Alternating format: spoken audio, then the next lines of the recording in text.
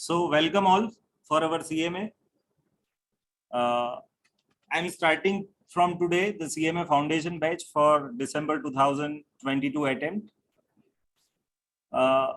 In this introductory session, I'm going to introduce today our team, in which whoever are the faculties who are going to take which subject, what is the weightage of the subject, which kind of examination pattern is there, everything is discussed in detail.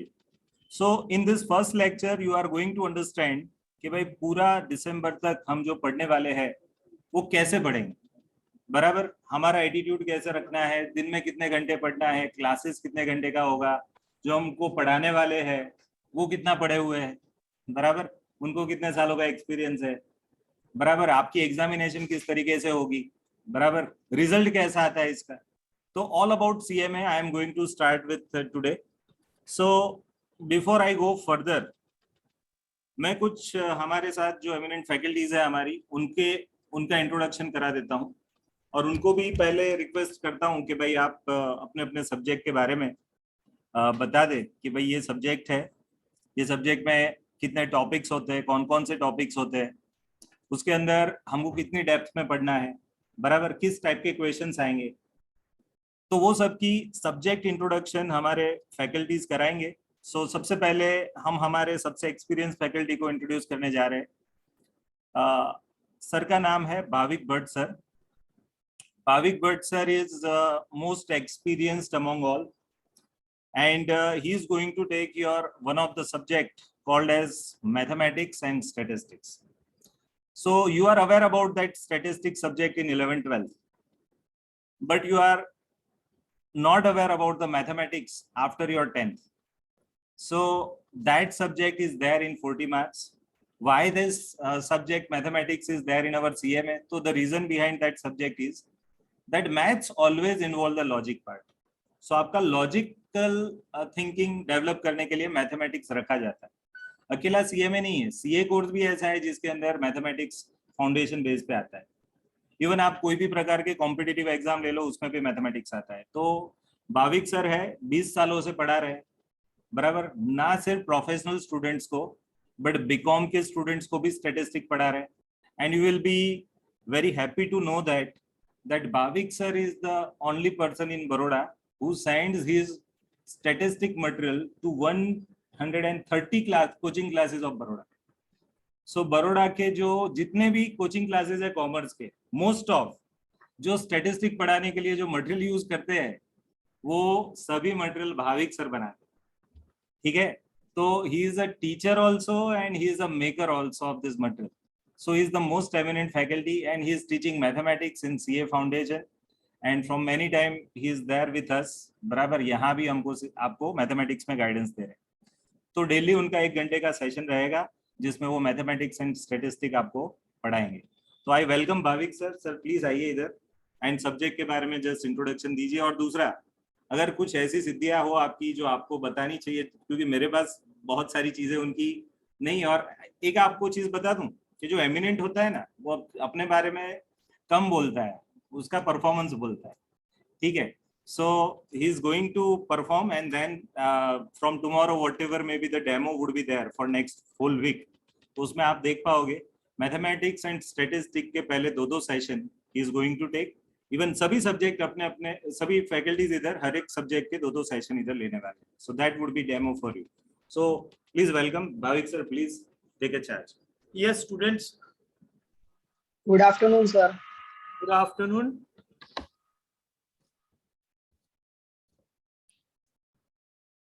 Okay. કેટલાક અહીં બેઠેલા student સાથે મારો eye contact miss થશે. That's fine.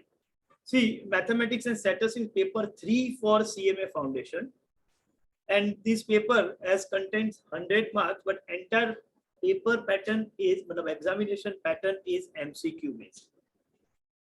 So what is important, you just don't learn and cram करना ही नहीं है, but you need to digest the subject. मतलब आपको सिर्फ सीखना है ऐसा नहीं है, उसको अच्छी तरीके से समझना है और उसके बाद कॉन्सेप्ट को कैसे अप्लाई करना है, ये सब हमें ये सब्जेक्ट में करना है. लेकिन मैं आपको बता दूं कि 40 मार्क्स का मैथमेटिक्स है और 60 मार्क्स का स्टैटिस्टिक्स है। तो थोड़ा तो आपको अच्छा लगेगा कि भाई स्टैटिस्टिक्स वैसे भी 11-12 स्टैंडर्ड में जो गुजरात बोर्ड के स्टूडेंट्स है वो सभी पढ़ के आए हैं और अच्छी तरीके से पढ़ा है। आप में से कुछ स्टूडेंट ऐसे भी होंगे जो फर्स्ट ईयर, जैसे अभी मैं आ रहा था तो एक दो स्टूडेंट मेरे साथ जो गाड़ी में बैठे थे वो फर्स्ट ईयर कंप्लीट करने के बाद या फर्स्ट ईयर ऑन गोइंग है और अभी सीए में स्टार्ट कर रहे हैं, तो वो फर्स्ट ईयर में भी थोड़ा बहुत स्टैटिस्टिक्स पढ़े हैं। तो I am not really worried about statistics part, क्योंकि ज्यादातर स्टूडेंट्स उसको मेक कर लेते हैं। लेकिन मैथमेटिक्स में थोड़ा प्रॉब्लम रहता है स्टूडेंट्स को। ओवर द पीरियड हमने ये देखा है कि वो सब्जेक्ट से स्टूडेंट डरते रहते हैं। कॉमर्स क्यों लिया, तो बोले भाई कॉमर्स इसलिए लिया क्योंकि हमें मैथ्स नहीं पढ़ना था। मतलब कॉमर्स लेने का ऑब्जेक्टिव ऐसा नहीं था कुछ और करना है, बस ये नेगेटिव ऑब्जेक्टिव था कि भाई मैथ्स नहीं पढ़ना है तो क्या करेंगे, तो चलो कॉमर्स ले लेते हैं। मतलब ऐसे ऑब्जेक्टिव के साथ भी स्टूडेंट्स आते हैं और फिर जाके देखते हैं कि कॉमर्स में भी मैथमेटिक्स पढ़ना है तो क्यों लिया। वे पहले कोई बताने वाला नहीं था 11th में, तो मैं नहीं लेता, अभी आर्ट्स ले लेता। आर्ट्स में जाता है बंदा, फिर वहां भी थोड़ा बहुत मैथमेटिक्स पढ़ना होता है। मतलब वहां भी एक सब्जेक्ट होता है जिसको आप बोलते हो लॉजिक। तो लॉजिक पढ़ना है तो रीजनिंग और ये सब में थोड़ा मैथमेटिकल नॉलेज भी चाहिए। तो अल्टीमेटली यही है कि आप मैथ्स को छोड़ के दुनिया में तो कहीं नहीं जा सकते। तो सीए में भी फाउंडेशन लेवल पर थोड़ा बहुत है, डरने की कोई बात नहीं है। मैं इतना आपके लिए भी आश्वस्त हूँ कि जितना मैं बोलूंगा आप वो करोगे। और थोड़ा बहुत तो सभी के पास लॉजिक होता है, वरना ये कोर्स थोड़ी करने आ पाओगे। मुंह उठा के कोई सीए में करने नहीं जाता, ठीक है कि चलो भाई मैं सीए में कुछ नहीं करना है, सीए में ऐसा नहीं होता। हर एक के पास एक लेवल का थोड़ा बहुत बेसिक है। हो सकता है कि मैथमेटिक्स में आप उतने एक्सपर्ट ना हो तो आपको थोड़ी पीएचडी करनी है मैथमेटिक्स में, छोड़ दो टेंशन। जो काम की चीज है वो आप कर ही लोगे, आराम से कर लोगे। मेरे बारे में सर ने जो बताया थोड़ा इंट्रोडक्शन वो बराबर है, और वो भी इस बात सही है कि action speaks louder than words. तो ज्यादा बोलने की कोई जरूरत नहीं है। हाँ भाई, मैं कुछ इतने सालों से पढ़ा रहा हूँ, आपको पता होना चाहिए कि आप जिसके भी हाथ में हो you are under safe hand, बस उतना एश्योरेंस होना चाहिए आपके पास। और जो भी हम पढ़ाना शुरू करेंगे तो सब डिग्री विग्री हमारे वैसे बैकग्राउंड के पीछे लिखी हुई होती है, तो उस वक्त आपको पता चल ही जाएगा रिसर्च में और ये सब में काम कितना किया है, वो सब बराबर है। लेकिन ये ज्यादा इंट्रोडक्शन हम ऐसा करेंगे कि मतलब मेरे बारे में ज्यादा डिस्कशन सेशन कंप्लीट होने के बाद, मतलब हमारे फाउंडेशन के पूरे सब लेक्चर खत्म हो जाएंगे, बाद में बोलेंगे भाई इतना इतना काम किया है दुनिया में, आप लोगों को पढ़ाने के बाद बहुत अच्छा लगा, ऐसा मुझे लगेगा, तब हम ये बात करेंगे तो आपको भी अच्छा लगेगा। अभी कोई बात नहीं है, अभी इतना है कि 40 मार्क का मैथमेटिक्स है, 60 मार्क्स का स्टैटिस्टिक्स है और पूरा एग्जाम एमसीक्यू बेस होने वाला है। 4 ऑप्शन में से ही काम करना है और ऑप्शन सिलेक्ट करने के भी कुछ साइंटिफिक तरीके होते हैं, वो सब हम डिस्कस करेंगे बाद में। तुक्का सिर्फ तुक्का नहीं होता, तुक्का भी एक साइंस होता है। वो कैसे होता है वो उस वक्त ही हम पढ़ेंगे। ऑनलाइन जो स्टूडेंट्स है उसको कुछ पूछना हो तो पहले उनको मैं चांस देता हूँ। यदि आपको कुछ ये सब्जेक्ट के लिए कुछ ज्यादा समझना है तो डिटेल में तो पढ़ेंगे। अभी इंट्रोडक्शन के लिए आपको कुछ पूछना हो तो आप बता दीजिए, बाद में ऑफलाइन वालों को पूछेंगे। ऑनलाइन में कोई? No sir. Okay okay. Yes offline में कोई स्टूडेंट्स बेटा कोई ना कोई नानकड़ो भी डाउट पेपर 3 માટે કે in general? Clear? Okay students, તો મળીશું આપણે નેક્સ્ટ સેશનમાં. Thank you very much.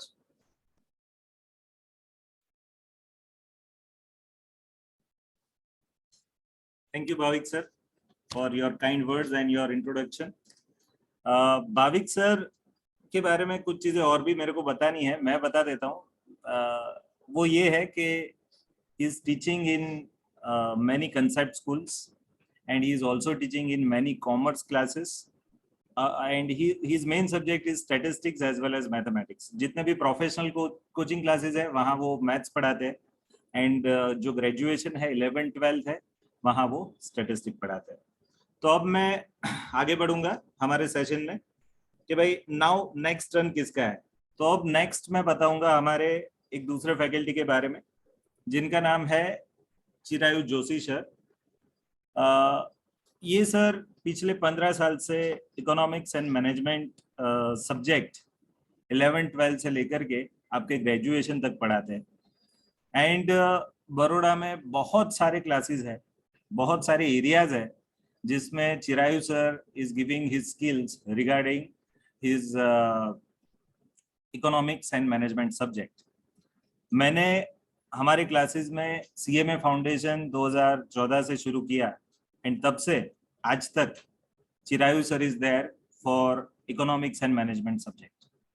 So he is expert. He done masters in that in economics, barabar, and he is delivering his whole sessions in this. Means आप समझ लो ये subject को he lives this subject in his life. So कोई भी economics and management का कोई भी topic कभी भी कोई भी पूछे तो he is answering in a spontaneous way, and he is the person who knows. कुछ लोग है ना ऐसा नहीं बोलते, हमारे गुजराती में कहावत है, જેટલા વધારે માટલાનું પાણી ચાખ્યું હોય ને એનું ઇમ્યુનિટી સ્ટ્રોંગ હોય. मीन्स ये एक पर्सन ऐसे है कि जिन्होंने 11th 12th Gujarati medium, English medium, FY TY BCom, CA foundation, CMA foundation, CS foundation, जहां जहां ये सब्जेक्ट आया है ना उन्होंने पढ़ाया है. सामने गुजराती जानने वाला बंदा हो, हिंदी जानने वाला बंदा हो, इंग्लिश जानने वाला बंदा हो, अपने सब्जेक्ट को वो ल्यूसिड तरीके से रखते हैं एंड बच्चों को काफी एंटरटेनिंग हो जाता है, क्योंकि कुछ लोगों को एंटरटेन करना पड़ता है, कुछ लोगों को पढ़ाना पड़ता है. ये डिफरेंस है, ये बताएंगे आपको है ना. ग्रेजुएशन वाले लोगों को है ना एंटरटेनमेंट में मजा आता है और जो प्रोफेशनल वाले हैं उनको पढ़ने में मजा आता है, बराबर. तो he has to strike a balance कि भाई इन लोगों के लिए ये बात करेंगे, इन लोगों के लिए ये बात करेंगे. So he is the person helping you in these two subjects. So I am welcoming Chirayu sir. Sir, please अपने सब्जेक्ट को इंट्रोड्यूस कीजिए, बच्चों को थोड़ा समझाइए.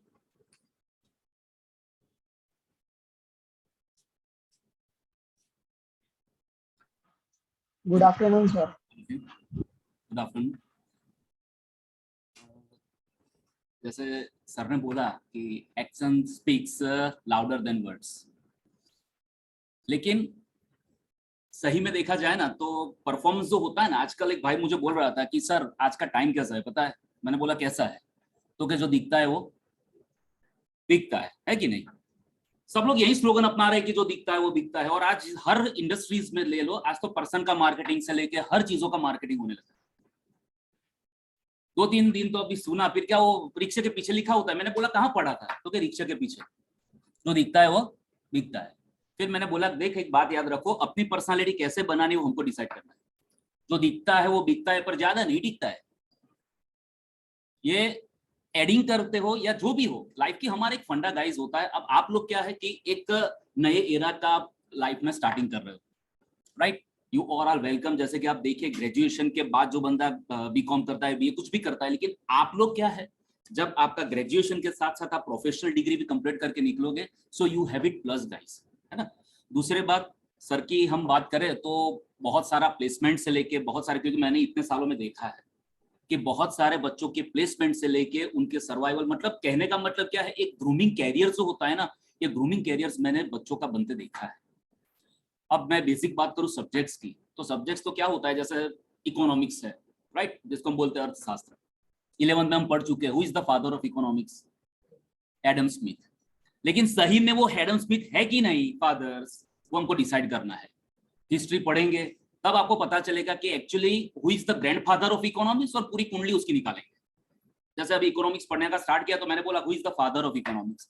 तो अभी 12th में वो क्या मस्ती करने वाले बच्चे आते, क्योंकि कोरोना में आया था और बोनस मास प्रमोशन में पास होके आगे गए, तो फिर उनको पूछा who is the father of economics. तो भी मस्ती करने वाले बोला अक्सर एक क्वेश्चन है पूछूं, तो मुझे तो बहुत अच्छा लगा कि बच्चा इंटेलिजेंट है, पूछ रहा है. मैंने बोला पूछो, तो कि सर उसकी माता कौन है, who is the mother of economics. फिर बोला who is the grandfather of economics. चालू हो गए, बस फोई रह गई थी. फिर सबको फोई याद दिला दी कि एक्चुअली फोई किसको कहते हैं. सब्जेक्ट क्या होता है बेटा, शास्त्र क्या कहते हैं, तो हमारे महापुरुष ऐसा हमको समझाते हैं कि शास्त्र मतलब क्या है, जो क्वेश्चन हो ना वो क्वेश्चन का आंसर आपको देना, उसको हम शास्त्र बोलते हैं. लेकिन आज जो शास्त्र है वो शास्त्र सही में हमको सॉल्यूशन देता है. उल्टा हम एक क्लोज पढ़ते हैं तो 70 प्रश्न हमारे दिमाग में खड़े होते हैं. आप लॉ ऑफ डिमांड पढ़ो या कुछ भी पढ़ो, अदर थिंग रिमेन सेम. अब एक्चुअली देखा जाए दुनिया में कुछ सेम रहता है. वो लॉ बनाने वाला जो इंसान है वो इंसान कभी सेम रहता है. अगर लॉ बनाने वाला इंसान सेम नहीं रहता है तो तो फिर ये लो कैसे सेम रहे? लेकिन फिर भी सब्जेक्ट है तो पढ़ना तो पड़ेगा, है कि नहीं? अब कोई भी सब्जेक्ट पढ़ने में किसी को भी सबको कंटाल आता है। जैसे सर ने बोला सबसे बोरिंग सब्जेक्ट है मैथमेटिक्स। अब मेरी तो मैं पर्टिकुलर बोलूं तो मैथमेटिक्स मैंने 11th कॉमर्स, सर ने मेरा भी राज खोल दिया। मैंने कॉमर्स इसी के लिए लिया क्योंकि मैथ्स मेरे लिए बहुत ज्यादा डिफिकल्ट था। वो गुजराती में आता था ना, अवयो पाडो, મને એવું લાગે પાડો છે, वो मजा ना आवे, right? It will like that. लेकिन फिर भी हमारे टाइम का 11th 12th में मैथ्स तो पीछा छोड़ा ही नहीं। कॉमर्स में मैथ्स आता था, है ना सर? पहले मैथमेटिक्स आता था, if I am not wrong. तो बिजनेस मैथ्स हमारे आता, स्टैटिस्टिक्स था ही नहीं। एफआई में आया, फिर लगा तो पंचवर्षीय योजना है, क्योंकि ऐसा कहा जाता था कॉलेज के अंदर भी। एफआई में कोई स्टैटिस्टिक्स में लग गए, दहेज में ले गया अगर, समझो कोई सब्जेक्ट्स लाइक एटीकेटी, तो फिर वो पंचवर्षीय योजना तक पास नहीं होता। मेरा कहने का मतलब गाइस ऐसा है, यहाँ पे सर्स या फैकल्टीज आपको इतना कॉन्सेप्चुअली पढ़ाएंगे और सब्जेक्ट खास पता है, इंटरेस्टिंग लगे ना वो सब्जेक्ट, तो पढ़ने में मजा आता है। आप लोगों को मैं 2 ऑप्शंस देता हूँ, आइदर यू चूज मूवी और आइदर यू चूज स्टडी। तो डेफिनेटली मन हमारा बावरा है, कहाँ पे जाएगा? मूवी। व्हाई? क्योंकि ये अच्छा लगता है। क्यों? इंटरेस्टिंग है। अरे नहीं इंटरेस्ट होगा, लेकिन फिर भी पैसे भरे होंगे, सो बेकार होगा, नहीं पसंद होगा, टाइम पास के लिए कोई नजरिया नहीं होगा, फिर भी मूवी थर्ड क्लास होगी, फिर भी हम उसको एंजॉय करेंगे। करेंगे कि नहीं करेंगे? क्यों? मजा आता है, पैसे स्पेंड किए, बैठना तो पड़ेगा ना भाई 3 घंटे। एक्चुअली क्या है, वैसे भी पढ़ना है, वैसे भी पढ़ना है, क्यों ना सब्जेक्ट को थोड़ा इंटरेस्टिंग बना के पढ़ाया जाए। और सर ने जो बोला, ऐसे कॉन्सेप्चुअली कोई भी बेटा चीज आप समझ लोगे ना, मैं कहता हूं चले भाई अदर थिंग रिमेन्स है, मैं कोई भी आपको एक एमसीक्यू देता हूं, तो एमसीक्यू आप सोचते हो लेकिन लॉजिकली उसके अंदर अप्लाई करते हो ना, तो आंसर ऑलवेज आपका सही ही होता है। वो बात अलग है कि आपके अंदर थोड़ा कॉन्फिडेंस कम होता है, और वो कॉन्फिडेंस को क्रिएट करने की जिम्मेवारी हम सबकी है कि नहीं? वो कहते हैं ना, तेरे हाथ में मेरा हाथ है। तो प्रयत्न हमारे भी नहीं 80% होगा, लेकिन 20% हम आपसे भी कुछ थोड़ा बहुत एक्सपेक्ट करेंगे।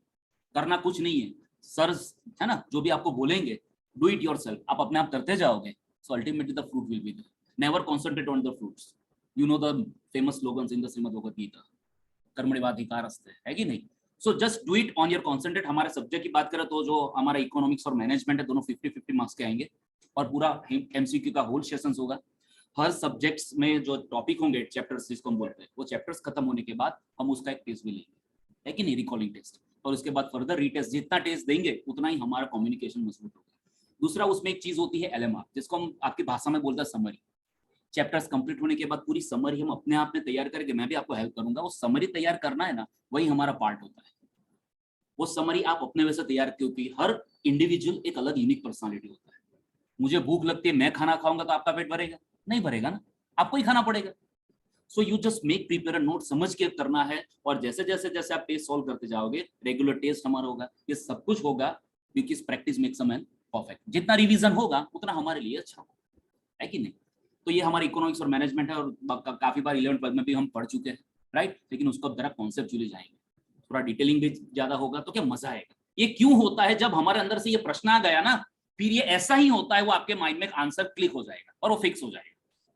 सो you will be able to give a answer, अपने आप आंसर देने लगोगे, है कि नहीं? बाकी तो अभी थोड़ा बहुत सारे गाइज जो गुजराती मीडियम से आते हैं उनको भी थोड़ा तकलीफ होती है कि नहीं? और काफी उन लोगों से जब ऐसे गुजराती और हिंदी जो होते हैं तो बहुत अच्छा लगता है।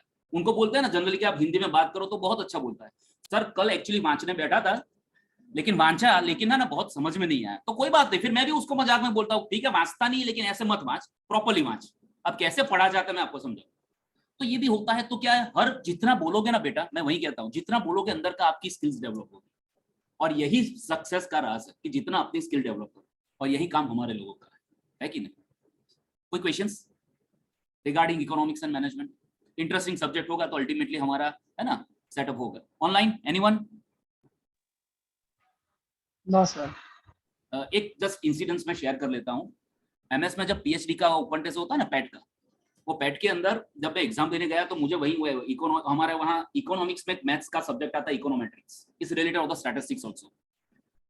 अब वो सब्जेक्ट की तो मैंने प्रिपरेशन की नहीं थी, लेकिन जब एमसीक्यू आया तब वही अपने आप जो अंदर से आवाज आई, मतलब जो भी है थोड़ा लॉजिक क्यों यूज किया, तर्क यूज किया, और पता नहीं जिंदगी में मैंने तो नहीं देखा, लेकिन पूरी यूनिवर्सिटी में मेरा फर्स्ट था in the PAT examination PhD.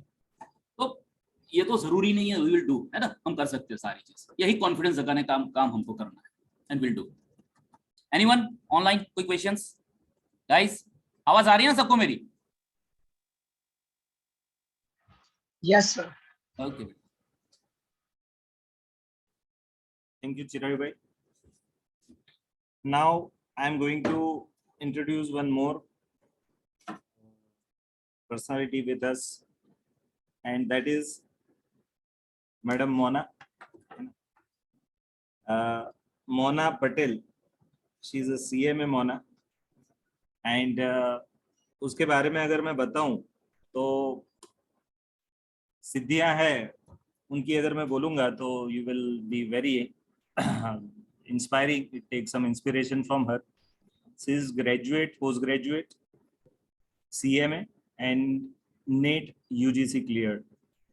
But एक चीज मैं आपको बताना चाहता हूँ, graduation as well as post graduation, BCom MCom दोनों में, स्कूलिंग तो नहीं मालूम है मेरे को, बट दोनों में जब भी वो पढ़ी अपने क्लास में वो फर्स्ट थी, अपनी यूनिवर्सिटी में वो टॉपर थी.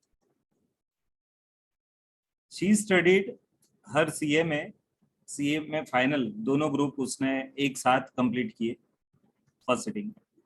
दोनों ग्रुप जब उसने दिए तब साथ उसने किए. उसको बीकॉम पढ़ाने का एक्सपीरियंस है, एमबीए पढ़ाने का एक्सपीरियंस है, सीएमए फाउंडेशन इंटर फाइनल पढ़ाने का एक्सपीरियंस है. इवन कौन कौन से सब्जेक्ट उसने पढ़ाए, तो भाई operation management, financial management, accounts, costing, audit, फिर law ethics, eco management, SM that is strategic management, business valuation management. Means ऐसा समझ लो सीएमए में वो अकेली वन मैन आर्मी जैसी है ना. And she is here from a cap team and she actually taking almost all subjects she is able to have. उसके पास उतनी स्किल है. And she is a Gujarat University rank holder in all years of BCom. She is a university topper in MCom in SP University. बराबर. तो आगे का आपको वो भी गाइडेंस देगी ये नेक्स्ट 6 मंथ में हमारे साथ. And she is going to handle accounting with you. बराबर. So I am welcoming Mona. Mona will come and will share about the CMA journey and accounting subject. Thank you, sir. Good afternoon, all of you. संभळायो नहीं? Good afternoon. Online वालों सो गए? Okay. So first of all, we CAP Academy and J classes welcoming all of you. सबसे पहले मैं आपको appreciate करना चाहती हूँ to join CMA from foundation itself. क्योंकि जनरली लोग क्या सोचते हैं कि बीकॉम के बाद सीएमए ज्वाइन करो तो थोड़ी ग्रीप आ जाए या फिर थोड़ा सब्जेक्ट्स के साथ आप लाइक कंफर्टेबल हो जाओ. Fine. As I am a foundation student तो मुझे वो स्ट्रगल पता है. और फाउंडेशन के साथ सीएमए ज्वाइन अगर आप कर रहे हो तो 3 इयर्स का आपको एडेड एडवांटेज मिलेगा. सो हमारा मेन टारगेट ही वही होना चाहिए कि at least CMA foundation and intermediate तो हमारा बीकॉम के साथ कंप्लीट हो ही जाना चाहिए. फाइन. सो मोस्टली ये लाइफ में आपकी डिफिकल्टीज क्या होगी? फर्स्ट, एक तो इंग्लिश. सर ने जैसे बताया गुजराती मीडियम वाले स्टूडेंट्स कितने हैं इसमें से? तो सबसे बड़ा डर तो वो इंग्लिश का होता है कि भाई 12 इयर्स हम गुजराती में पढ़े, अभी डायरेक्टली इंग्लिश में और इतने बड़े बड़े कंसेप्ट्स आपको पढ़ने हैं. एंड सेकेंड डिफिकल्टी शायद ये हो सकती है कि बीकॉम के साथ में आपको एक एडेड कोर्स करना है एंड वो एक प्रोफेशनल काइंड ऑफ कोर्स है. तो 2 डिफिकल्टीज हो सकती है, बट नथिंग इज डिफिकल्ट. डिफिकल्टियां ना खाली यहाँ से होती है. What you think you will become like that. क्योंकि अगर आप अच्छे से प्रॉपरली प्लान कर रहे हो, आप शेड्यूल को फॉलो कर रहे हो, फैकल्टीज के गाइडेंस को फॉलो कर रहे हो, तो nothing is difficult. Fine. So BCom के साथ करना is a wise decision according to me. आप बाकी सब लोगों से 3 इयर्स अहेड हो. So that is an advantage. Another thing, अगर मैं अपने सब्जेक्ट के बारे में बात करूँ तो I'll take accounts of CMA Foundation. Accounts में पूरा आपका बेसिक अकाउंटिंग कवर हो जाएगा, जिसमें बेसिक्स के से लेके journal entries and all, posting and all होगा. फिर स्पेशल ट्रांजैक्शंस वाले अकाउंट्स आएंगे, bills of exchange, consignment, joint venture. Final accounts जो आप पढ़ के आए हो वो पूरा आएगा. फाइन. सो अकाउंट्स में इतना कवर अप हो जाएगा. एंड अगर मैं कोचिंग की बात करूं, so I myself is a student of CAP academy as well as day classes. ज्यादा तारीफ नहीं करूंगी, अदरवाइज सिद्धार्थ सर का 1 किलो वजन बढ़ जाएगा. सो कोचिंग में जरा भी टेंशन मत लो. All the faculties are very well expert in their own subjects. Fine. So follow the guidance of the faculties. Be confident, be consistent, give the tests, and you will become a cost and management accountant shortly. Thank you.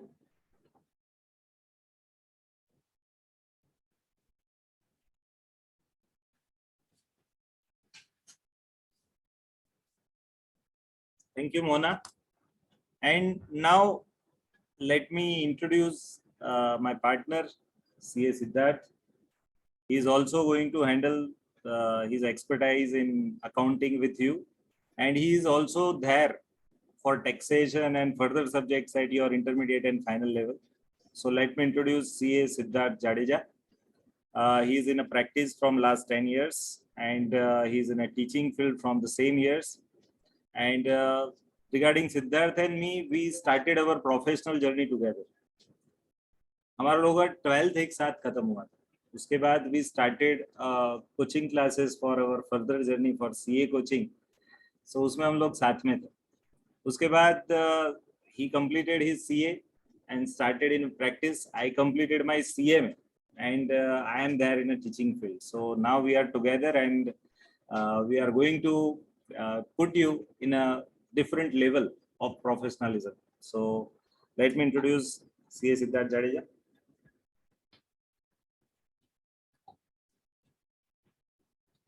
Good afternoon. Good afternoon, sir. Very good afternoon. See, you made the team, no? And I think everyone, Tawal, sir, Mona, ma'am, PhD holder, faculties, most experienced faculties, everyone is there just for you. And when you are learning with the ranker, no, so they will be definitely able to tell you that what you should do. And what is my role? My role, being what I kind of student was, to teach you what you should not do. I'm telling you my true story. After 12th, when I joined CA, me and Dhaval was in the same class. And I can proudly say that with Pratik sir, IOBM, हम लोग साथ में पढ़ते थे ना. I was the most dumped out of that. Most dumb student. You understand that? But there was something which keep on telling us that no, I should not get settled to what I am learning. Again, the language is a barrier for us. Even I am coming from a Gujarati medium. So language में जो normally Gujarati medium वाले होते हैं ना, वो मैं बताऊँ हमारा thought process क्या होता है. अगर हमें कुछ थियरी में क्वेश्चन पूछा जाता है ना, तो हम पहले सेंटेंस फ्रेम करते हैं, फिर उसको सेट करते हैं. इस कहाँ पे आएगा, ते कहाँ पे आएगा, स्पेलिंग को थोड़ा सोचना पड़ता है, तो तब तक 3 घंटे चले जाते हैं. बोलने के बारे में तुम सोच ही नहीं सकते. So from that phase, I have started my career. And then obviously having a good friends, having good faculty, then I able to clear my CA. And I'm telling you the true story. After foundation, I failed miserably, so I left it. Then I joined CA after BCom, and then I completed my CA. Now, what is the moral out of this? So you obviously everyone would like to have a rank. Everyone would like to have the best mark in the respective subject. Everyone must think about it, no doubt about it. Up to 12th, so this is the mindset. This is how we have been grown up. Nobody cares whether you are interested in a poem or not. Normally, somebody is interested in a poem, somebody might not be interested in a poem, somebody might be interested in a drawing, somebody might not be interested in a drawing. But when you're looking at an exam paper, whatever have been taught to us, the way of schooling which has been kind of syllabus that has been drafted to us, school में क्या पूछेंगे, drawing दुर्वा नुचे पानी भरती पनिहारी. Now I know the kind of panihari I used to draw is like a witch. लोग देख के डरेगा बंदा, या फिर ना मोर दो रहे हो तो नीचे लघु पड़ मारेगा मोर चाहिए. Don't misinterpret with another animal. And everyone has to draw the same drawing. Everyone has to draw the same drawing for 30 marks, 40 marks, 50 marks, irrespective of your interest area. Now tell me, whether you studied in a Gujarati medium, whether you studied in an English medium, how many of your teacher has actually taught you the poem by way of singing? Has anyone? Poem गा के कितनों को सुनाई गई है, जो हमारे school में आती थी, वो कभी सुना है किसी ने? क्योंकि आधे को इंटरेस्ट नहीं होता है यार इसमें क्या कवि कहना चाहते, कवि की क्या इसमें फीलिंग्स थी, nobody cares. Now how it is relevant to what we are going to do now? This is relevant because even after becoming a CMA, you will gradually, after clearing foundation, then you're coming into an intermediate, then you're going into the final, and by end of completing your CMA, you will be able to realize that actually where I'm good at, and wherever I'm good at, I should focus on that, because I can do only those things for rest of my life jahan mujhe interest hai. I cannot continue with something which I don't like. Like when you're looking at the syllabus, no, there is an account, there's a costing, there's a financial management, there's a direct taxes, there's an indirect taxes, GST. So gradually over a period of time, you will be able to understand कि आपका interest area कहाँ पे है, जहाँ पे आप अपना career develop कर पाओ, और वही हमारा role आता है. Because when I teach GST, when I teach indirect taxes, I actually practice into it. So I know I can teach only those theory in the classroom which can actually practice outside world, in the outside world. You are getting? So that is why we are having this sort of team who is expert in that area, who can teach you those theory in the classroom. That is what my personal opinion is. Only those theories should be taught in the classroom which can actually practice in an outside world. No hypothetical theory should be taught. So this is what we are doing. My role in a foundation would be very little. The fact I'm going to tell you. I started my teaching career around 2009 with CA final. Then gradually I taught at CA Inter. Then we started CMA Inter, CMA final. But the one thing which I understood very clearly, even I taught at a BCom level also. See what is difficult, you know. I'm saying this truly. Teaching to a student who is in a CMA final, CMA Inter is much easier than teaching a student who is there in a foundation. Because in that case, the faculty who is an experience of more than 20-25 years has a certain presumption in a mind, but you understand no, how the teaching happens. Either you have to reach your frequency to the faculty's level, or the teacher has to come to your frequency. Then only the transmission of the knowledge can happen. So I'm very proudly saying that all of these faculties you have seen have that capability to reach to your frequency and transmit your knowledge to you, which I am not capable of doing. So my role would be, this is again my personal thinking, that preparing soldiers for a war is much difficult as compared to the Senapati who is actually taking part in a war with the soldiers. उसको फिर समझाना नहीं है कि क्या होना चाहिए, कैसे करना है. उसको तो क्या बोलना है कि भाई मैं बोल रहा हूँ अभी टूट पड़ो. तो मेरा ना मेजर रोल कहाँ स्टार्ट होता है, इंटर एंड फाइनल. तो मैं वो बंदा हूँ जो तुम्हें वॉर फील्ड पे लेके जाऊंगा कि भाई चलो अभी फाइट शुरू हो रही है. और ये रोल ज्यादा डिफिकल्ट है. And I M proudly again telling you, now since we are doing this foundation 7-8 years back we started, no, and I'm proudly saying this, every time we got an 100% result, the credit goes to all this faculty. 100% result, no? India is not getting 100% result. And an intermediate at a final level, India is getting around 10 to 15% result on an average.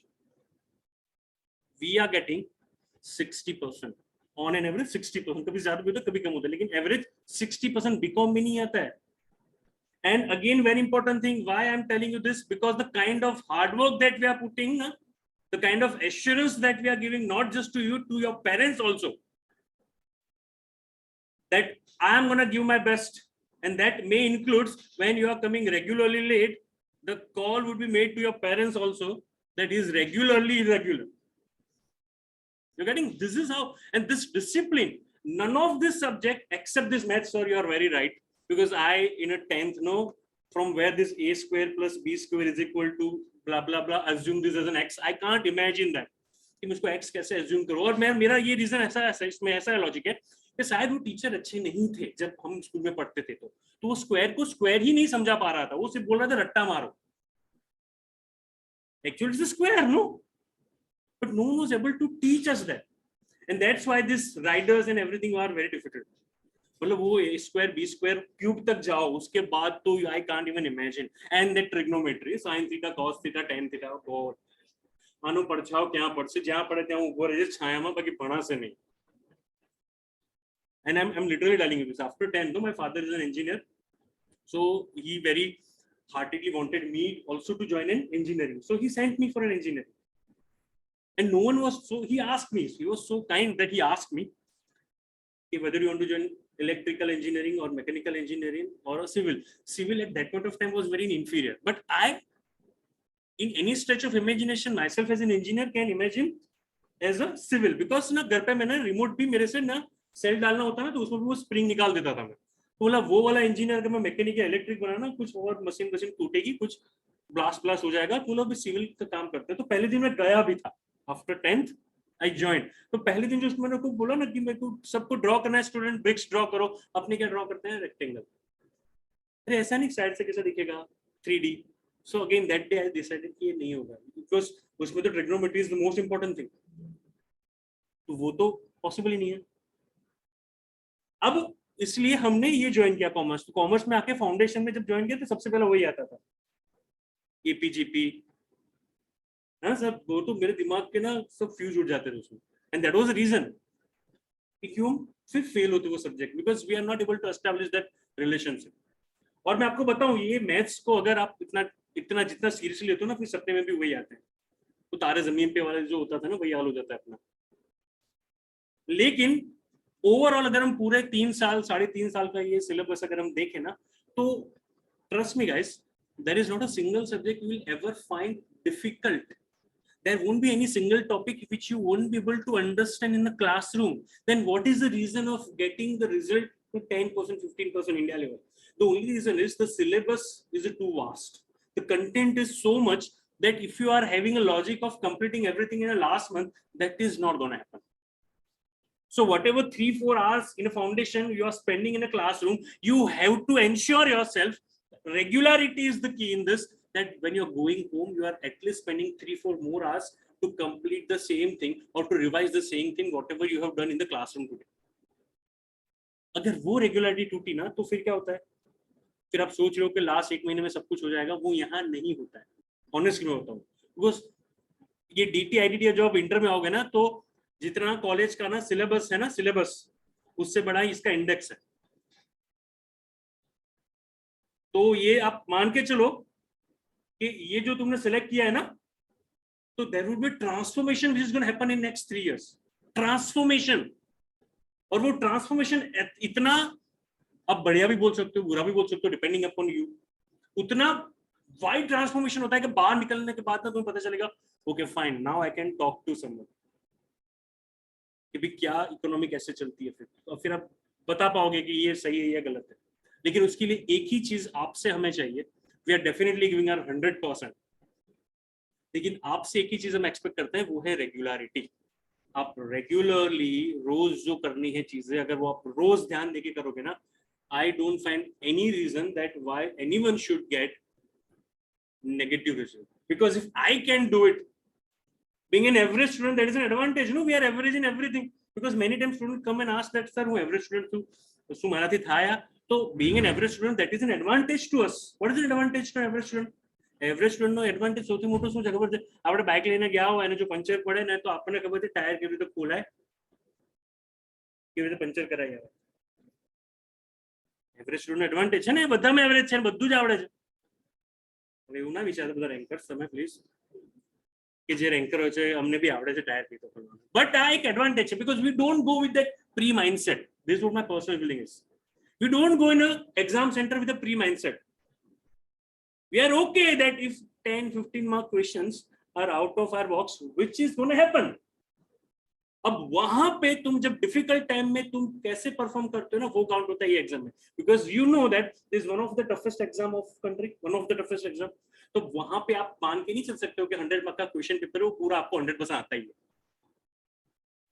आपको 10-15% का risk appetite खुद का रखना पड़ता है कि things could go in a wrong way. और मैं आपको बता दूं चीज कि अगर कोई एग्जाम में ऐसा क्वेश्चन आ गया आपको कि जो आपको लगता है आपको नहीं आता है तो मैं आपको बैट दे सकता हूं बड़ौदा में तो और किसी को नहीं आता है. अब उसमें आप कितना अच्छे से थोड़ा लिख के आते हो, जीनियस उसे ही बोलते हैं ना।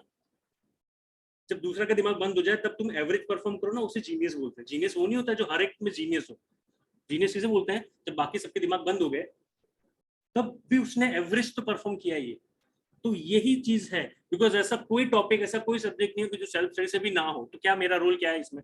मेरा रोल ही है कि आई कैन रिमाइंड यू। और होता क्या है, आज जैसे कितने शांति से बैठो, एक नजर यहाँ से यहाँ नहीं हट रही है, सब मेरे सामने देख रहे हो। फिर क्या होता है, ये पहला 15 दिन चलेगा, बहुत बढ़िया चलेगा, रोज 2 घंटे पढ़ोगे, मैं लिख के दे दूं पहले 15 दिन। फिर जो सेल्फ लिबरलाइजेशन पॉलिसी हम लाते हैं ना,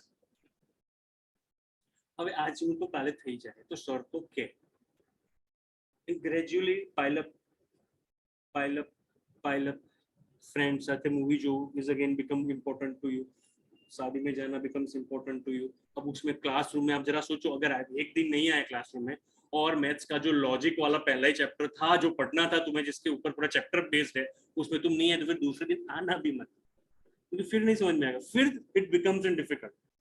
And this time we have made it compulsory for Baroda student to remain physically present in the classroom. You definitely will get the backup of the video lectures, but after a month or 15 days, not on the same day. So your attendance in the classroom is a compulsory regular, whatever test that we are going to conduct, that test result again would be communicated to you as well as to who is a service receiver. मेरी GST के भाषा में अगर मैं बोलूं, I am a service provider, no? Who is a service receiver to me? Your parents are paying. It's not you who are service receiver in my case. It's your parents to whom we are responsible. They have a faith in us, no? And the reason of joining CM is I am not settled with my average life. That is why we all have joined. So that requires some hard work. So be ready for it. Fine? So all the very best to you. Again, I wish you will be able to maintain that legacy of getting 100% result. And I have full faith in myself, my team, all my faculties, and definitely in you. Fine? Take very good care of yourself. Thank you very much.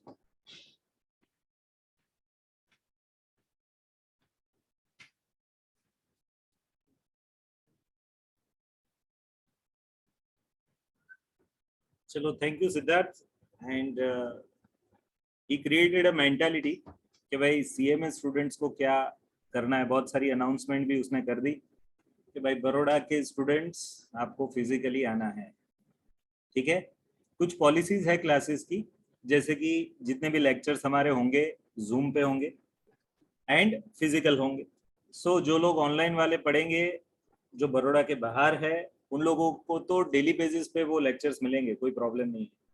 But जो बड़ौदा वाले हैं उनसे तो हम expect कर पाएंगे कि आप भाई इधर आओ और इधर पढ़ो, क्योंकि 2 सालों में जो कोरोना ने जो स्टूडेंट्स लेवल पे इम्पैक्ट दिया है ना, बहुत खराब है ना। जो टीचर का और स्टूडेंट का पर्सनल टच है वो टूट चुका है। सो वो स्थिति में आपका लेवल बढ़ाना, उसके लिए आपका 1-to-1 आना जरूरी है। और कोई भी एक टीचर है ना, उसकी स्किल क्या होती है मैम, पढ़ाना तो एक स्किल है, बट है ना आप लोगों की आंखें बहुत सारी चीजें बोलती है। जब मैं आपको देखता हूं तो मेरे को आइडिया आता है कि भाई आप में से कितने को समझ में आया और कितना समझ में आया। इसको आई रीडिंग बोलते हैं। और ये ना टीचर सीख ही लेता है अपनी टीचिंग जर्नी, उसको मालूम पड़ता है कि भाई ये सामने वाले को इतना समझ में आया नहीं है। अब ऑनलाइन में क्या लोचा है, हमको मालूम ही नहीं पड़ता कि सामने कौन बैठा है कि नहीं बैठा है ना। मम्मी ये दही लेवा मोकलो वो भी हो। सो ये भी स्थिति पॉसिबल है। तो हम लोगों को आपका एश्योरेंस चाहिए। हाँ, हम उतने रिजिड भी नहीं है कि भाई चलो कोई बंदे को 2-3 दिन बाहर जाना पड़ा कि भाई सर मैं अब तो बड़ौदा में हूँ बट मैं 2 दिन बाहर हूँ, नहीं आ पाऊंगा। तो उसके पेरेंट्स हमको कॉल करेंगे कि सर 2 दिन ये बाहर है बेटा मेरा, तो उसको आप ऑनलाइन सेशंस प्रोवाइड कर दोगे? डेफिनेटली प्रोवाइड होगा, सेम डे होगा, उसका टेंशन नहीं, बराबर। बट वो रेगुलरिटी में नहीं आना चाहिए। रेगुलरिटी में क्या आना चाहिए, आपका और हमारा eye contact day to day, बराबर है। That is the key of success. अब मैं एक ओवरऑल आपको व्यू दे देता हूँ लास्ट 10-15 मिनट्स। ये CMA के अंदर मेरा जर्नी में बताता हूँ, है ना। थोड़ी मेरी बैकग्राउंड और मेरी हिस्ट्री में बता देता हूँ कि आई am a son of A proud farmer, है ना। मेरे फादर 45 ईयर्स से एग्रीकल्चर में है and I am very thankful to him कि उन्होंने मेरे को इतना पढ़ाया। मेरी 26 साल की एज तक मैं पढ़ा हूँ। Graduation that is BCom, post graduation that is MCom, फिर LLB, CMA, इतना मेरा कंप्लीट हो चुका है। एंड CA हम लोगों ने, मैंने और सिद्धार्थ ने जर्नी तो शुरू कर दी थी, बट मेरी शादी तक नहीं हो पाया। मेरा 4 पेपर बच गए फाइनल के। अभी लगता है कि मेरा बच्चा जब सेट हो जाए तब उसके साथ कंप्लीट कर लूंगा वो 4 पेपर। सिमिलरली CS का भी ऐसा हुआ, 6 पेपर फाइनल के बच गए। तो इतना तक पढ़ा हूँ और अब पढ़ा रहा हूँ बराबर। December 9 में मैंने कोचिंग शुरू की है। December 8 से 8 में मेरा CMA फाइनल खत्म हुआ और तब से ये पढ़ाने के फील्ड में हूँ। तो आप लोगों को CMA के बारे में मैं आपको बताऊं, मैं एक अकेला ऐसा आदमी हूँ कि जिसने सिलेबस 2002 से लेकर के अभी सिलेबस 2022 जो नया आया है वहां तक की जर्नी शेयर की है। मैं December 8 में CMA हुआ, तब मेरा सिलेबस था 2002 बेस्ड। जब मैंने खुद के क्लासेस शुरू किए 2009 में, तब सिलेबस था सिलेबस 2008 बेस्ड। फिर 2012 में सिलेबस चेंज हुआ, सिलेबस 2012 बेस्ड। फिर सिलेबस आया सिलेबस 16 बेस्ड। और अभी जो नया आने वाला है ना, जो नेक्स्ट 2023 ऑनवर्ड जो बच्चे आएंगे उनको जो सिलेबस होगा वो सिलेबस होगा 2023 बेस्ड। सिलेबस का नाम है 2022, बट वो एप्लीकेबल होगा 23 बेस्ड। तो ये पूरी जर्नी में मेरे को मालूम है कहाँ से क्या कैसा गया है, बराबर है। आप लोगों को अभी जो रजिस्ट्रेशन है और जो भी एंट्री है वो ये वाले 2016 वाले कोर्स में है, बट जैसे ही आप इंटर में आओगे 6 महीने के बाद, you are going to be a part of your syllabus 2020 based course, 22 based course. अब CMA के अंदर थोड़ा एक मेंटल सेटअप आप रेडी कर लो। आप ऐसा सोचो, इंडिया की पॉपुलेशन कितनी है? 125-130 करोड़ होगी, बराबर। उसमें आप सोचो कि कॉमर्स लाइन के 3 प्रेस्टिजियस कोर्सेज है, CA, CMA, CS, ठीक है? उनकी संख्या कितनी? Have you calculate the numbers? CMA का मैं बता सकता हूँ, it is not more than 1 lakh. CS का बता सकता हूँ, it is around 1 lakh. CA 1949 से बना है, तो ज्यादा लोग ज्यादा है उसमें, तो उसमें 5-6 लोग, 5-6 लाख लोग। अब आप सोचो सभी का टोटल करो ना तो भी 10 लाख नहीं होता। अब आप परसेंटेज निकालो, 10 लाख लोग हम मान लेते हैं, चलो पुराने जो ऑफ हो गए वैसे पुराने CA और नए CA सब मिला के, तो 10 लाख प्रोफेशनल्स अभी तक इंडिया में हुए हैं 125 करोड़ की पॉपुलेशन। अब 10 लाख को मैं करोड़ में कन्वर्ट करूं तो 0.1 करोड़ है। एंड में अगर उसका रेशियो निकालू 0.1 करोड़ इज टू 125 करोड़। 125 करोड़ में 10 लाख प्रोफेशनल कॉमर्स के, तो है ना, ये पॉइंट में परसेंटेज में जाएगा, है ना? आप कैलकुलेट कर सकते हो। और आप सोचो 125 करोड़ लोगों को मैं बोलता हूं मास, बल्क, और दूसरी तरफ है ये 10 लाख लोग जिसको मैं बोलता हूं क्लास, है ना? मास और क्लास में फर्क है। ये मासी है, ये क्लासी है। मासी मीन्स वो आंटी नहीं है, बट मास में रहने वाला मीन्स एक आम सोच वाला आदमी। आई कॉन्ग्रेचुलेट यू कि आप लोगों ने वो मास में से क्लास का सफर करने का पहला रिंग बेल नॉक कर दिया है कि भाई CMA करने का सोचा है। अभी रजिस्ट्रेशन बहुत का बाकी है। जिस दिन रजिस्ट्रेशन हो जाएगा मैं बोल दूंगा कि आपका पहला स्टेप होगा क्या, मास में से क्लास तरफ जाने का। आपका जो स्टेप है उसमें पहला स्टेप आपने रजिस्ट्रेशन करा दिया। तो मेंटालिटी ऐसी रखनी है कि मेरे को, मैं हूं मास में बट मेरे को क्लास में जाना है, मीन्स मेरे को मेरा लेवल चेंज करना है। अब जब लेवल चेंज करना हो तो कैसा थिंकिंग चाहिए? लेवल आपको बदलना हो तो थिंकिंग कैसा चाहिए? पैराडिगम शिफ्ट चाहिए। ऐसा समझ लो 360 डिग्री चेंज। आपका जो एटीट्यूड है ना उसमें 360 डिग्री चेंज होना चाहिए, तब कुछ रिजल्ट आता है। मैं आपको एक उदाहरण देता हूँ, ये एटीट्यूड चेंज करने से क्या होता है। मेरा बैकग्राउंड ऐसा था कि 6th स्टैंडर्ड तक गांव में था, फिर 7th में पापा स्टडी के लिए इधर लाए और उनका इरादा ऐसा ही था, सिविल इंजीनियर डिप्लोमा कराएंगे जैसे सिद्धार्थ सोच रहा था।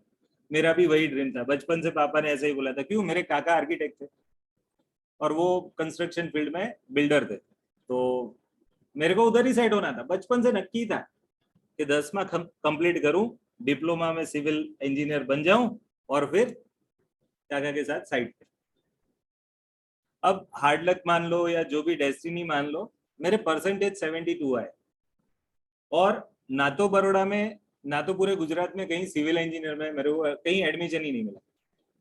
पापा के साथ बहुत घूमा, सेलवासा वापी तक गया था एडमिशन के लिए और एडमिशन नहीं मिला। मेरे पापा को लाइफ में पहली बार मैंने ना थोड़ा रोते जैसी स्थिति में देखा था कि उनका ड्रीम था बचपन से ये करा। मेरा भी एक प्रकार से ड्रीम हो चुका था, बट अब पॉसिबल ही नहीं था। या तो 1 साल वेट कर लो और पैसे खिलाओ। फार्मर का लड़का हूँ, पैसे थे नहीं, फीस के पैसे थे बट डोनेशन या पैसा खिलाने के पैसे नहीं थे। अब आता है ना जो चेंज, उसको बोलते हैं पैराडिगम शिफ्ट। वो ये स्थिति में तो मेरी 11th कॉमर्स की पहली एग्जाम भी आ गई और पहली एग्जाम में मैं फेल हुआ, क्योंकि 11th कॉमर्स इसलिए किया था कि जब तक डिप्लोमा में ना मिल जाए तब तक ऐसे ही मार्केट में घूमे, उससे बेटर है कि फ्रेंड्स कर रहे थे तो कर दिए। ऐसा आया था मैं 11th कॉमर्स। बट जब फेल हुआ और ये जो स्थिति हुई ना, उसके बाद मेरी लाइफ में चेंज आया, 360 डिग्री चेंज। और उसके बाद नेक्स्ट जब भी एग्जाम हुई मेरी स्कूल की, सीधा मेरे 60 लोगों का क्लास था, उसमें मेरा 4th नंबर आया। उसके बाद मैं सिंसियर हो चुका था, लाइफ में चेंजेस आ चुके थे। 11th खत्म हुआ, 12th खत्म हुआ। 12th में ऐसी स्थिति थी कि मेरे परसेंटेज आए 84। 10th में 72 थे, 12th में 84 आए। 84 परसेंटेज पे उस टाइम में मेरा बड़ौदा डिस्ट्रिक्ट में 7th रैंक था और मेरी स्कूल में मेरा 1st रैंक था। अब ये चेंज कैसे आया? मैंने देखा कि मेरे फादर जो है ना, उसके ड्रीम थे और मैंने फुलफिल नहीं किया। माँ बाप की अपेक्षा उन्होंने कितना किया मेरे लिए और मैंने कुछ नहीं किया। उसके बाद मैं सिंसियर हुआ और ये सब चालू हुआ। बट लाइफ में क्या होता है, फिर सफलता के जब पहाड़ पे पहुंचते हो ना, फिर गिर भी जाते हो अगर आप कंसिस्टेंट नहीं रहे तो। एंड उसके बाद ऐसी स्थिति आई, सीए फाउंडेशन चालू किया। सीए फाउंडेशन में अकाउंट बहुत पावरफुल था, 86 मार्क आ गए थे। बट प्रॉब्लम यही, Gujarati English medium, economics management में फेल। इकोनॉमिक्स आता था हमारे टाइम पे और उसमें फेल था। फिर एक अटेम्प्ट करा, उसमें पास हुआ, बट है ना फिर आर्टिकलशिप चालू हुई, वो सब चालू हुआ और है ना फिर कंपनी मैटर करती, आपके आजू बाजू के लोग जो है ना बहुत मैटर करते हैं। और वो मैटर में ऐसा हुआ कि वापस से रिदम टूट गई। ग्रेजुएशन तक एवरेज बच्चा बना रहा, फिर जब आर्टिकलशिप खत्म हुई ना, उसके बाद मेरा कैरियर वापस से शुरू हुआ। वापस से लगा, साला 21 साल का हो गया हूँ, अभी तक लाइफ में कोई दाढ़ी नहीं मारी। ये जो लगाया था रैंक था 12th में, वही था, उसके बाद तो कुछ किया नहीं। पापा मम्मी भी थोड़े टेंशन में आ गए वापस से। अब उनको टेंशन में देखा ना, वापस से सिंसियर हुआ। Started MCom, started LLB, started CA में। और है ना सीए की एग्जाम में मैं बहुत रोया हूँ, ये कॉस्टिंग के पेपर में बहुत तकलीफ हुई थी मेरे को। फिर उसका रिवेंज लेने के लिए आई स्टार्टेड सीए में। सच में बताओ, आई एम वेरी ऑनेस्टली सेइंग, मैंने सीए में चालू इसीलिए किया कि मेरे को कॉस्टिंग में ना एक बार 38 मार्क आए। इतनी मेहनत की थी, 3 रेफरेंस बुक देखी, बट 38 आए। बोला हुआ क्या? और तब तक पेरेंट्स भी टेंशन में थे। बेटा उस टाइम पहली बार मेरे पापा भी रोए थे, मेरी मम्मी भी रोई थी, तू इतना मेहनत करता है फेल क्यों होता है, तू इतना ब्राइट था, क्या हो गया मेरे बच्चे को? मम्मी को जो नॉर्मल इमोशनल सिचुएशन आती है वो हमको भी लगा, साला होता क्या है, पढ़ते तो है, रेगुलर पढ़ते थे हम, लाइब्रेरी के रेगुलर स्टूडेंट, बट होता है लाइफ में ऐसा कभी। फिर है ना वापस से सिंसियर, वापस से फोकस आया एंड फिर सब रिदम में चला। एमकॉम खत्म हुआ, एलएलबी खत्म हुआ, सीए में खत्म हुआ, सीएमए में भी फाइनल में रैंक आया। तो ये सब पॉसिबल है लाइफ में जब आप एक सिंसियरिटी गेन कर देते हो ना। तो आज के दिन में मेरे को आपको बताना क्या है कि you have to gain sincerity in your life. आज के दिन एक कमिट कर लो कि नेक्स्ट 3 साल जो है ना मेरे, वो मैंने मेरे कैरियर के लिए दिए। जैसे 11th 12th साइंस वाले, डॉक्टरी पढ़ने वाले, आप जब 10th में और 12th में होते हैं बोर्ड वाले में, तब आप जो मेंटल सेटअप रखते हो ना, वही सेटअप ये 3 साल तक मेंटेन करना है। आगे का गारंटी मैं देता हूँ कि अगर 3 साल तक यही मेंटालिटी रही ना, तो you will become CMA in first attempt, बराबर। एंड एक बार ये डिग्री हो जाए फिर तो आपको मैं बताऊं, बाकी का मेरे को बहुत बोलने की जरूरत नहीं है। You are the recent generation, है ना, यूट्यूब में सब कुछ देख के बैठने वाले लोग हो आप, कितना कैंपस मिलता है, कितना रिजल्ट आता है। बट मैं बताऊं, ये यूट्यूब जो देखने वाले लोग हैं, यूट्यूब वाले सभी सही नहीं होते, ये जरा मैं बोल देता हूँ, कंफर्मेशन मांग लेना मेरे से, है ना। जो इसमें जुड़ा है ना उसको आइडिया होता है, बाकी नहीं होता है, बराबर। तो कभी कभी उसमें रॉन्ग इन्फॉर्मेशन भी होती है, तो कंफर्म कर लेना हम लोगों से कि जो ये फील्ड में जुड़े हुए हैं। आपका हाईएस्ट इस बार लेटेस्ट प्लेसमेंट है 27 लाख का, बराबर। एवरेज प्लेसमेंट 9 लाख का है, बराबर। मिनिमम प्लेसमेंट 6 लाख का है। सो अगर आप हो गए ना 2-3 साल में और अच्छी जगह आर्टिकलशिप मिल गई और वहां का जो एक्सपोजर मिल गया ना, तो वो पक्का है कि आगे का रास्ता आपका एकदम क्लियर। अब मैं एक चीज और बताता हूँ, बहुत सारी प्रैक्टिकल चीजें है। जैसे फाउंडेशन 6 महीने में खत्म होगा, 400 मार्क का पेपर है, 100 मार्क के 4 पेपर होंगे, उसमें से 200 लाने हैं, 50 का एवरेज होता है। इंडिविजुअल सब्जेक्ट में 40 से कम नहीं होने चाहिए, बराबर, तो बाकी फेल कहलाते हो। ये सब आपको आइडिया है, बराबर। बट मैं आपको थोड़ा एग्जाम पैटर्न बता देता हूँ। वैसे जिन लोगों को 1-to-1 मिला हो, मैंने बताया आपको सेम डे में पेपर होंगे। डे 1 से क्लियर कर देता हूँ, सेम डे में ऑल 4 सब्जेक्ट्स के पेपर होंगे। 10 से 12 में पहले 2 पेपर एंड 2 से 4 में बाकी के 2 पेपर। सर कैसे कर लेंगे, हमने तो लाइफ में एक दिन में एक पेपर ही दिया है। अरे भाई 100% रिजल्ट 2014 से आप देखो, अभी आज के दिन इस आपके अटेम्प्ट में ऐसा नहीं हुआ है, पहले से ही ऐसा है।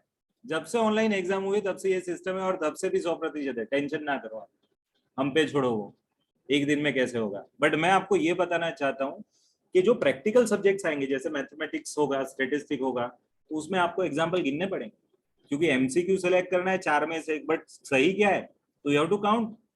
तो आपके पास पेपर होना चाहिए, उसमें आपको लिखना है, जवाब ढूंढना है और फिर वहां टिक करना है।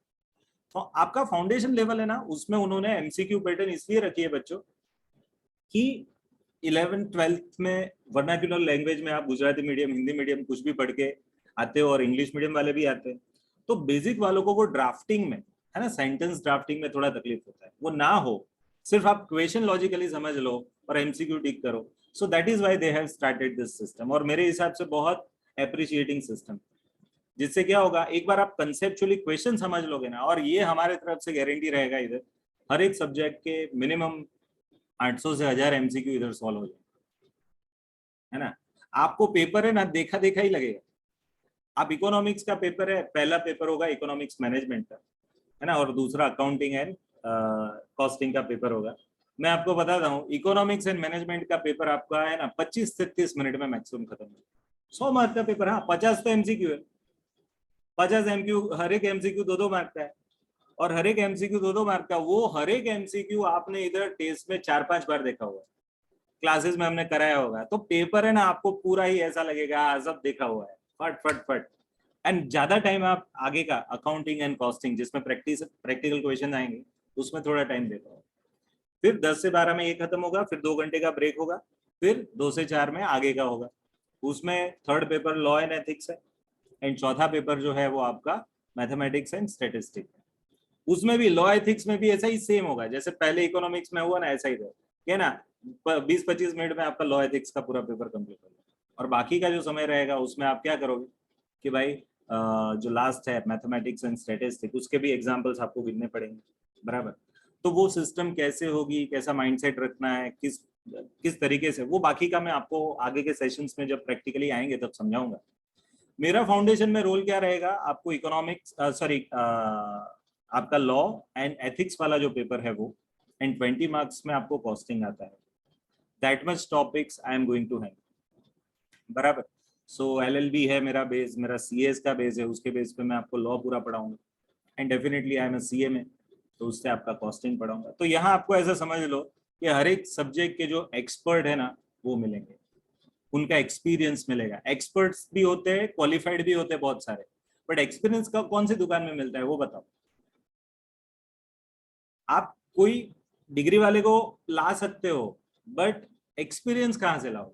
So experience is the main thing. और आपको भी आगे जाके जो लिवर्ड में पैसे मिलेंगे ना, लीवरेज बेनिफिट, वो आपके एक्सपीरियंस की वजह से मिलेगा, ठीक है। सो आपको क्या एटीट्यूड रखना है, ऐसा समझना है कि हम अब मास में से क्लास में जाने वाले लोग, है ना, जो 11-12 साइंस का बंदा बोलता है ना, नहीं यार मैं शादी में नहीं आ पाऊंगा, मेरी 12 साइंस की एग्जाम, मैंने साइंस लिया हुआ, मैं डॉक्टर ही करने वाला हूँ। ऐसा हमारे टाइम पे था, आपके टाइम पे आई डोंट नो कि कितनी, बट ऐसा बोर्ड का तो सिंसियरिटी है कि भाई मैं 10th बोर्ड में हूँ या 12th बोर्ड, बस वो बोर्ड वाली सिंसियरिटी आप ये 2-3 साल ले लो, अपने पेरेंट्स को बोल दो कि भाई कुछ सोशल प्रसंग में हमको अवॉइड रखना, चलेगा। This would be priority rather than your marriage, family marriage और एक्सेट्रा। आपको बताओ, एग्जाम हर 6 महीने में एक बार आती है, शादी तो लाइफ में एक बार आती है। लोगों का लॉजिक ऐसा होता है, एग्जाम तो हर 6 महीने पे आ जाती है, तू टेंशन मत कर, इसकी शादी एक बार मिस हो गई तो। अब वो उसकी शादी में तू जा रहा है, गारंटी है कि वो तेरी शादी में आएगा? आप सोचो, है ना। मेरे रिसेप्शन में आई हैव इनवाइटेड 320 फ्रेंड्स, मेरे 1500 लोगों का रिसेप्शन था, 320 मेरे पर्सनल फ्रेंड थे। वो 320 आए तो मेरे शादी में आए थे, बट है ना, उसमें से हार्डली मैं 50 या 100 लोगों की शादी में गया हूँगा वापस। रीजन क्या होता है भाई? देखो, हर एक की प्रायोरिटी समय के आगे चेंज होती रहती है। आप जिनको अपना एकदम नजदीकी मानते हो ना, कल उठ के यूएस चला जाएगा तो तेरे प्रसंग में आने वाला है, तो तू उसके वरघोड़े में क्यों नाचने जा रहा है भाई? है ना, इधर सीएमए का एग्जाम है तो प्रायोरिटी शुड भी होनी चाहिए, शुड बी सीएमए एग्जाम। तो ये कुछ लेवल की आपकी प्रायोरिटीज चाहिए। दूसरा, सिंसियरिटी तो हम लाके रहेंगे, और उसके लिए आपका टेस्टिंग होगा, रेगुलर हाजिरी होगी। जो आदमी इधर नहीं आ रहा है ना, सीधा फोन जाएगा उसके पेरेंट्स को इधर से, क्लास में से, कि भाई आपका बच्चा कहाँ घूम रहा है, इधर तो नहीं आया, घूमता घूमता जब इधर टाइम मिले तो इधर भेज दो। ह्यूमिलिटी फील होगा आपके पेरेंट्स को और आपको, बट इससे ही सिंसियरिटी मेंटेन होगी, इधर आना पड़ेगा। दूसरी बात, टेस्ट, है ना, टेस्टिंग के बिना कोई आदमी कैसे सफल होता है? मेरा 12th में रैंक था, रीजन क्या था मालूम? मैंने अपने टाइम पे हर एक सब्जेक्ट के 20-20 पेपर 100-100 मार्क के लिखे, whether it was economics, whether it was management, accounts. मैं बताऊं, लास्ट में तो मैं ऐसी एग्जाम देने जा रहा था, इधर एलेम्बिक ग्रुप है वो भी एग्जाम लेता है, और हमारे क्लासेस का भी प्रीलिम जैसा टेस्ट था। मैं एक दिन में 2-2 पेपर देता था, सुबह उधर एलेम्बिक का पेपर दे के आऊँ, दोपहर में क्लास वाले सर का पेपर, एक दिन में 2 अलग अलग सब्जेक्ट।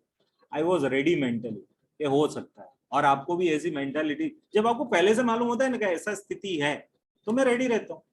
मेरे को मालूम है ना सामने फास्ट बॉलर है, तो मैं हेलमेट पहन के बैठता हूँ, है ना। तो आपको पहले से अगर मालूम हो कि ये कोर्स ऐसा है जिसमें टाइम देना पड़ेगा, डेली 3-3.5 घंटे का सेशन होगा आपका, है ना, 1 घंटे का सेशन, फिर थोड़ा ब्रेक रहेगा, फिर दूसरा सेशन, फिर ब्रेक, फिर तीसरा सेशन, और उसके बाद जितना पढ़ाया उसका आपको हर रोज घर में जाके रिवीजन करना। जैसा चैप्टर खत्म होगा वो चैप्टर का टेस्ट, ये चैप्टर ये पहले महीने में खत्म हो गया तो मैं हर एक चैप्टर के 5-5 टेस्ट सीरीज रखने वाला हूँ।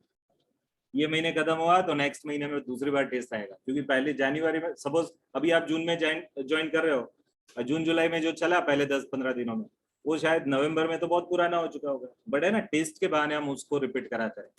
बराबर, आपका लास्ट टाइम क्विक रिवीजन करा लेंगे, है ना, इंपॉर्टेंट टॉपिक्स का, तो आप एकदम सेफ रैंक में रहेंगे, और सेम सिस्टम आपकी इंटर में एंड फाइनल में रिपीट रहेगा। बराबर। दूसरा बहुत इंपॉर्टेंट पार्ट ये है कि आपको आर्टिकलशिप आएगी इंटर खत्म होने के बाद। वैसे फाउंडेशन के बाद भी ज्वाइन कर सकते हो, बट कोई सीएमए फर्म बड़ौदा में लेगी नहीं आपको आर्टिकलशिप। एंड बड़ौदा की जितनी भी फर्म्स है, दे आर नोइंग अस कि भाई हम लोग इसमें है, तो they are contacting us for their articles. तो आपका वहां भी सिलेक्शन है ना, इधर के रिकमेंडेशन के बेस पे जाने वाला है। बराबर। तो हम उन लोगों को रेकमेंड करेंगे जो सिंसियर होंगे, है ना, जो नॉन सिंसियर है उसको नहीं भेजूंगा। मैं एक्सपोर्ट करूंगा तो कौन सी क्वालिटी का माल एक्सपोर्ट करूंगा, आप सोचो, है ना, कि सामने वाला खुश हो जाए। तो इधर से मेरे को, आप में जो सभी सिंसियर हुए तो सभी को लगाने का जवाबदारी हमारी, लगाएंगे हर एक जगह। चिरायु भाई ने बोला ना, ग्रूमिंग उन्होंने देखा है इसलिए कि हम लोग सभी लोगों को, सिर्फ ऐसा नहीं कि पढ़ाने तक आपके साथ, है ना, वो नहीं, LIC बोलता है जिंदगी के साथ भी, जिंदगी के बाद भी। तो सीएमए के साथ भी और सीएमए हो जाने के बाद भी हमारा टच रहेगा। आपने सेव किया हुआ हमारा नंबर है ना, लाइफ लॉन्ग आपको बेनिफिट देगा। आपको कंपनी भी आगे जाके चेंज करनी होगी ना, तो आपको पूछना पड़ेगा कि सर है कोई कांटेक्ट में। और हमारे इतने बंदे हैं सिद्धार्थ भाई के और हमारे यहाँ के होके, अभी मार्केट में 200 लोग हैं जो सीएमए होके अलग अलग जगह पे सेट है। तो अब वो लोग है ना आपको सेट करने वाले, ठीक है। हम बोलेंगे, हमारा ग्रुप है इंडिविजुअल स्टूडेंट्स का, कि भाई जहां जहां उनको लगता है कि भाई अब मैं यहाँ से यहाँ जा रहा हूँ, या फिर मेरी कंपनी में ये वैकेंसी हो रही है, तो सीधा हमको बताते हैं, हम आपको बताते हैं, आप उधर लग जाते हैं। तो आपका पूरा फाउंडेशन से फाइनल तक का जर्नी और उसके बाद का जर्नी, सभी जगह पे हम आपके साथ रहेंगे। बराबर। आपको अब सीएमए लेवल का कुछ क्वेश्चन हो, डाउट हो तो आप पूछ सकते हो मेरे को, otherwise I have concluded it properly. अब आज क्या होगा कि आज के दिन में मैं आपको शेड्यूल दे दूंगा कल और परसों का, क्योंकि आज फ्राइडे, आज थर्सडे है, कल फ्राइडे और सैटरडे, 2 दिन का शेड्यूलिंग मैं आपको दे दूंगा। उसके बाद क्या होगा, नेक्स्ट वीक का शेड्यूल मीन्स मंडे से ऑनवर्ड्स का शेड्यूल मैं आपको संडे को दे दूंगा। हमारा ऐसा रहेगा, हर संडे को आपको शेड्यूल मिल जाएगा नेक्स्ट पूरे वीक का, जिसके अंदर कौन से दिन कौन से टीचर का कितने बजे लेक्चर है वो शेड्यूल होगा एक। जैसे टॉपिक खत्म होगा उसके बाद टेस्ट शेड्यूल आएगा, जैसे जैसे चैप्टर खत्म हुआ उसका टेस्ट आपका लग जाएगा। आपको आपके तरफ से 2 चीज अपेक्षित है मेरे पास, एक पहली आपकी प्रेजेंस, रेगुलर प्रेजेंस, एंड दूसरा रेगुलर टेस्ट, है ना। और वो टेस्ट देने के लिए डेफिनेटली पढ़ना पड़ेगा, उसके बिना, है ना, दोयला मुड़ानी जेम टेस्ट आप्यो ने હું હેરાન કરીશ તમને, है ना। Take it a serious note from my side, है ना। टेस्ट है मीन्स उसके पीछे मेहनत होती है। एक आदमी टेस्ट पेपर निकालता है, हम लोगों को 1 आवर लगता है ना। आपके मॉड्यूल को देखेंगे, 4 मटेरियल देखेंगे और उसमें से टेस्ट निकालेंगे, तो हमको भी मेहनत लगती है। तो फिर हमारी मेहनत ऐसे ही, और आप तो क्या जल्द से मैं टिक कर लिया 2 मार्क आ गए, क्या कंपलसरी है ना। आगे बहुत बार तो हम क्या करते, पेनल्टी लगाते, टेस्ट नहीं दिया 500 रुपया पेनल्टी। अब पेनल्टी ना देनी पड़ी इसलिए टेस्ट दे देगा बंदा, 2-3 मार्क लेके आएगा, फिर क्या मीनिंग क्या है उसका। तो 500 बचाने के लिए तैयारी नहीं कर रहा है, टेस्ट अपियर कर रहा है। क्लास की ऐप है उसमें टेस्ट आता है, आपको ऑनलाइन टेस्ट देना, बराबर। क्लास की ऐप के अंदर आपको सभी लेक्चर्स मिलेंगे, तो everything would be available. And बहुत सारी चीजें और है जो आगे के सेशंस में हम बताएंगे। इंडस्ट्रियल विजिट होगा, एक्सपर्ट फैकल्टीज यहाँ क्लास में आपको अदर देन दिस सब्जेक्ट्स का और ये सब्जेक्ट का रियलिटी में जो वर्किंग प्लेस में क्या उसका इम्प्लीमेंटेशन है वो सब बताएंगे। So all this things would be coupled over here. हमारे 2 प्रीमाइसेस है, एक आज इधर बैठे हैं, दूसरा जो अभी हमने आप लोगों को एडवर्टाइजमेंट बताया था वो जगह। आपका फाउंडेशन वाला बैच उधर लगेगा, बराबर है। इंटर का बैच इधर लगेगा, फाउंडेशन एंड फाइनल हमारा अलंकार टावर में लगेगा, बराबर है। तो इंटर का टाइम सुबह से होगा 7:30-8 से दोपहर के 2-3 बजे तक। आपका फाउंडेशन का टाइम मोस्टली रहेगा 3 से 6 के बीच में, एंड फाइनल का टाइम रहेगा सुबह 10 से पहले और शाम को 6 के बाद, क्योंकि उन लोगों को फाइनल वाले के टाइम पे आर्टिकलशिप होती है। सो 10 से 6 में हम नहीं रख सकते, तो सुबह रखेंगे 7:30 से 9:30 में, और शाम को रखेंगे 6:30 से 8:30। तो ये आपकी A to Z सिस्टम मैंने बता दी, क्लास की पॉलिसी बता दी। अब आपकी तरफ से कोई क्वेश्चन हो तो आप हम लोगों को पूछ सकते हो, otherwise I am ending my session. Anyone is having any doubt, कुछ भी पूछना हो तो you are most welcome. All clear sir. Okay, all clear. इधर सामने बैठे वाले लोग, 1-to-1 वाले, कुछ भी पूछना हो, ऐसा नहीं, कोई भी क्वेश्चन हो सकता है ना। हमारा लैंग्वेज कौन सा रहेगा सर, तो हिंदी इंग्लिश रहेगा। जितने भी टीचर्स पढ़ाएंगे हिंदी इंग्लिश में पढ़ाएंगे, बट सर हमको गुजराती में पूछना हो तो पूछो, हम लोग गुजराती भी घर में गुजराती ही बोलते है ना। इधर आपको पढ़ाने के लिए एक लेवल बनाना पड़ेगा हमको। अब you are going to compete with India level. अभी तक तो आप है ना स्कूल लेवल या क्लास लेवल पे कंपटीशन करते थे, ये एग्जामिनेशन इंडिया लेवल पे 180 सेंटर है जहाँ ये एग्जाम ली जाती है, आपकी कंपटीशन उनसे है। तो फिर उन लोगों का लेवल मैच कराने के लिए हमको हिंदी इंग्लिश में ज्यादा बोलना पड़ेगा, बराबर। बट आपको कुछ भी डाउट हो आप आराम से पूछ सकते हो अपनी वर्नाक्युलर लैंग्वेज में। हम 1-to-1 आंसरेबल है, हर एक क्वेश्चन का आंसर देंगे, बराबर है। आपको और दूर कुछ पूछना हो तो पूछ लो, otherwise I am ending the session. ठीक है, हाँ मैं पढ़ाऊंगा। लॉ एंड एथिक्स मैं पढ़ाऊंगा। मैथमेटिक्स स्टैटिस्टिक भाविक सर पढ़ाएंगे। इकोनॉमिक्स मैनेजमेंट के लिए चिरायु सर है। मोना मैडम आपको अकाउंटिंग पढ़ाएंगे, सिद्धार्थ सर का भी इन्वॉल्वमेंट रहेगा, बराबर। कॉस्टिंग में मैं आऊंगा। और ना देखो, हम सभी लोग ऐसे हैं कि ये तो अभी हमने ये सब्जेक्ट लिए है, बट ऐसा नहीं कि कोई दूसरा नहीं ले सकता है। आपको मैं बता दूं, मोना इस सिंगल लेवल पे ये सभी सब्जेक्ट में हैंडल कर सकती है ना। सिद्धार्थ भाई को भी कोई भी सब्जेक्ट के लिए बिठा दो कि भाई ये पढ़ाना है, ये भले बोलेंगे क्योंकि उनकी एक्सपर्टाइज भाई टैक्सेशन में। बट इधर जो लोग हैं इतने इक्विप्ड है कि आप कोई भी लेवल पे, तो इमरजेंसी आएगी तो कोई टेंशन ही नहीं। बट हम टीम ही इसलिए बनाई है कि हर एक बंदा अपनी एक्सपर्टाइज दे। अब है ना, अरिजीत को मैं मिका सिंह के गीत गाऊंगा ना तो अच्छा नहीं लगेगा, बट अरिजीत गाता तो अच्छा ही है, मिका भी अच्छा ही गाता है, बराबर। तो मिका को कौन से गीत हम गवाएंगे, उससे क्या कराएंगे? तो भाई मस्ती वाले। अरिजीत को आप दूसरे भी दे सकते हो, है ना, सीरियस भी गाएगा, अच्छे भी क्लासिकल भी गाएगा। तो हर एक का खुद का स्किल है, बट सभी लोग एक टैलेंटेड है ना, दैट आई वांट टू से, बराबर है। बाकी का just feel the first 6-7 demo lectures and you will आगे का जो क्लैरिटी है ना वो उसमें आगे का क्लियर हो जाएगा, बराबर है। यस, आपको एक और रिक्वेस्ट है, आपके ध्यान में कोई और हो, आपके स्कूल वाला, आपके क्लासेस वाला, फैमिली वाला, जिनको ये करना हो, क्योंकि बहुत सारे लोगों को अभी मैसेज नहीं पहुंचा है और सीएमए के बारे में अवेयरनेस मार्केट में कम है compare to chartered accountancy and CS के कंपैरिजन में सीएमए की अवेयरनेस कम है लोगों को। तो कोई भी आपके ध्यान में हो, आपको उनको बताना हो तो डेफिनेटली बताइए और कल से उनको बोलिए कि डेमो लेक्चर है, यू कैन ज्वाइन। बस आपको आना पड़ेगा, पेन पेंसिल लेके आना पड़ेगा, है ना, आपको नोटबुक लानी है, पेन लानी है कल से, बराबर। और जो भी शेड्यूलिंग है मैं आपको भेज दूंगा आज। ओके, तो चलो मिलते हैं, बाय बच्चों, गुड डे, जय हिंद।